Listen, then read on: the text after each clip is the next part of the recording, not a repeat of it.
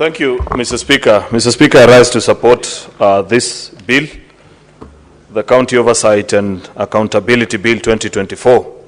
Mr. Speaker, this is an act of Parliament. The bill is drafted by Senator Ledamo Lekina, if I'm not mistaken, Mr. Speaker. I had read parts of it, actually jointly with Senator Kisang.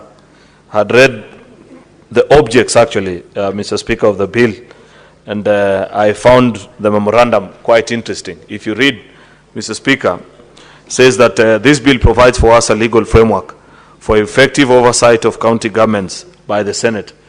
And I'd wish that the long-serving, I'm not sure if it is suffering, but serving, chairman of the County Public Accounts Committee, Senator Moses Kajwang, can listen, because I'll say a few things about oversight responsibility on individual counties and why I feel that perhaps there is need for a change in approach, Mr. Speaker, on how we carry out that particular mandate. But I congratulate these two colleagues of mine who have taken time to read the 2010 Constitution and appreciate, Mr. Speaker, that as a Senate we've been tasked with the responsibility of oversighting national revenue that is allocated to county governments. Moreover, under the concept of devolution and principles of public finance, the input of the public is required in all. This bill provides a mechanism on how to oversight over county budgets and therefore gives effect to the powers of our founding constitutional article, Mr. Speaker, which is Article 96 of our Constitution, 174 and 201 as well. The three most distinct and prideful placed constitutional articles to us as senators, Mr. Speaker. Therefore, this bill handles preliminary matters, which includes the guiding principle that guides senatorial oversight.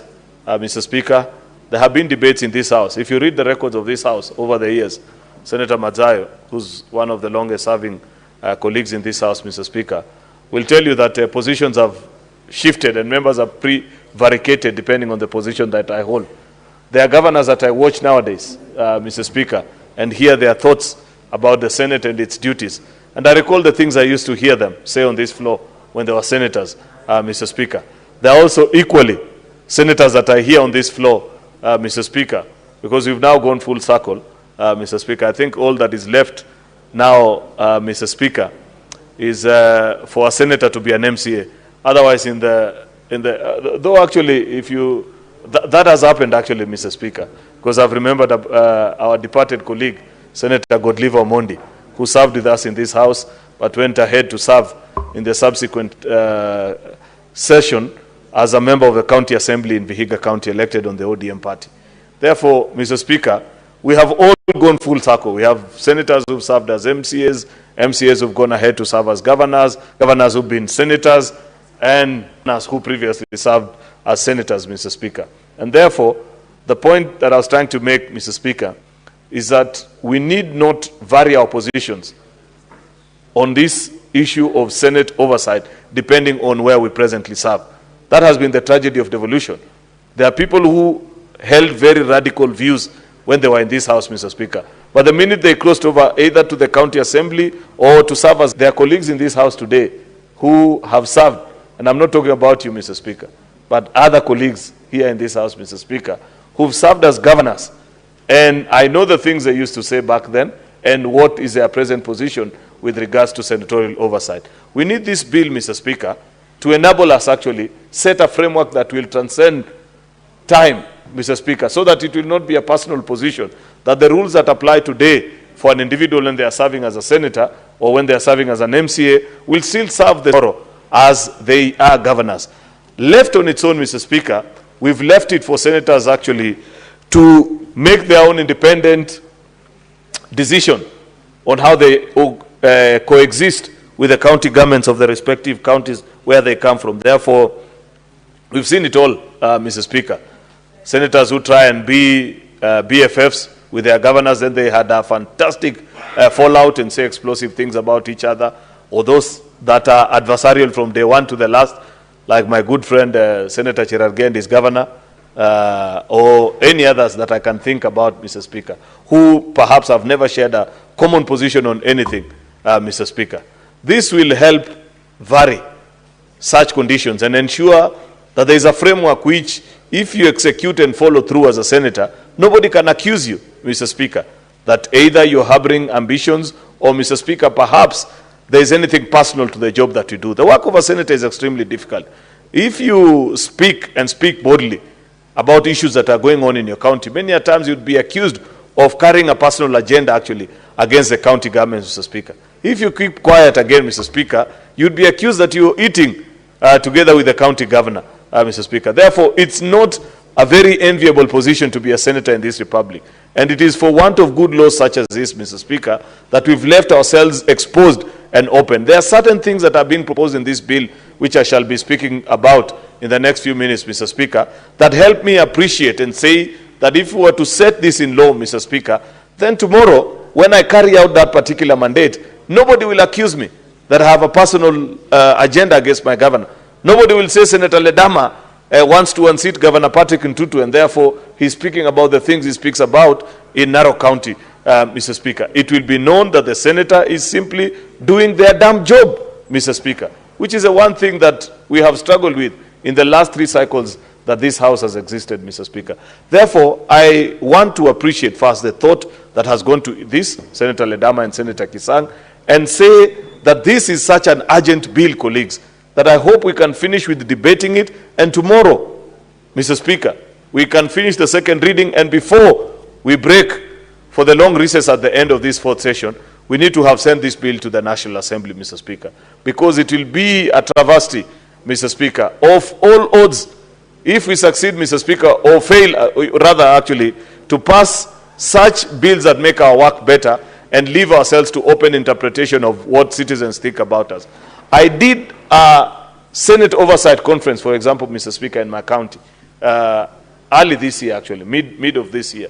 And I brought delegates from all the 30 wards that exist in my own county, Mr. Speaker, where I presented to them the key indicators, things which I consider, in my own honest view, to be the key indicators of the health of a county government, Mr. Speaker. Certain indicators, which if you point out, Mr. Speaker, you're able to determine whether that county is healthy, prospering, or it is declining and about to die, Mr. Speaker. Matters such as on-source revenue, Mr. Speaker, that you can point out. If you can point out a clearly demonstrated path, Mr. Speaker, that this is the on-source revenue that this county government has collected over the 10, 11, 12, or 13 years of its existence, then people are able to see that there are structures that have been set in place that are operational. Mr. Speaker, CRA has even done a more important job at pointing to the revenue potential of all our counties. I don't know how many senators know the revenue potential of their counties, Mr. Speaker, and compare with the index, Mr. Speaker, of the performance vis-a-vis the potential, Mr. Speaker. That needs to be an indicator for which we measure the performance of the individual county governments, Mr. Speaker. It needs not just be a figure, Mr. Speaker, and you know, in these days of SHA, thanks to SHA, Mr. Speaker, many county governors are actually combining the facility improvement fee together with on-source revenue that they have generated to appear as if they have collected significant amount of funds, Mr. Speaker. And therefore, that's why you're seeing a flashy figure everywhere. That, oh, Vihiga for the first time has collected, I don't know, $1 billion or this, without disclosing, actually, Mr. Speaker, that 70% of that money is treatment that has been rendered to citizens of that county. In fact, Mr. Speaker, the Cabinet Secretary for Health is coming here tomorrow. I'll be waiting for him to know, because I have asked him both in private and in public, that help this House appreciate how much compensation is, Mr. Speaker, individually, so that we are able to distinguish the amounts that are being reported as on-source revenue, Mr. Speaker, by our county governments from the health facilities, Mr. Speaker, and those that are being collected from other sources. There is nothing wrong in a county receiving significant amounts of money from SHA and other insurance, Mr. Speaker, because it's a pointer that your hospitals are actually functional and people are seeking services in those facilities. Therefore, it should not be interpreted to mean that I have anything against county governments. In fact, that is a dream of SHA, Mr. Speaker, to make sure that we have public health institutions that are in good condition, Mr. Speaker, that are able to attend to the needs of our citizens. Therefore, it should never be misinterpreted. The other indicator, Mr. Speaker, is on the very question that Dr. Oburu Ondinga was just speaking about a few minutes ago. And I've listened to colleagues with a lot of concern. Because, Mr. Speaker, we cannot turn counties to be employment bureaus. I disagree with colleagues who continue to push in this house and say, oh, hey, this number of people, you need to increase. At the end of the day, finance is about figures. Most of public finance. It's not a romantic story that you tell and say, I have employed 10,000 people.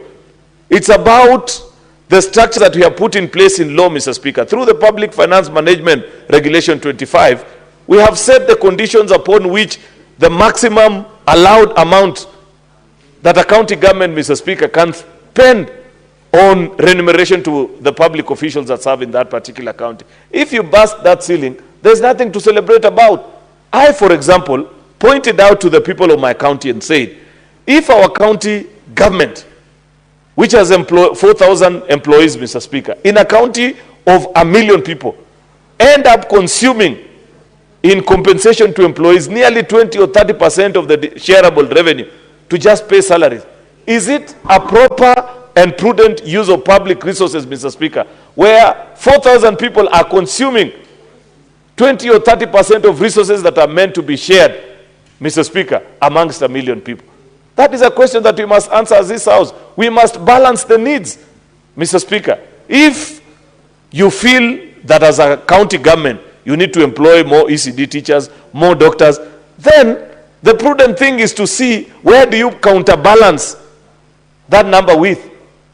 Where is it, Mr. Speaker, that you need to reduce? Because at the end of the day, let's face it, it's not possible to employ everyone. And that we continue to miss it. Thirdly, Mr. Speaker, and this is a part that I pleaded for the attention of the chair and the members of the County Public Accounts Committee, Mr. Speaker, I have said it in private and in public, that I believe that the system that we use of holding governors to account by appearance to our County Public Accounts Committee, while it is a good model, Mr. Speaker, it needs to be made better.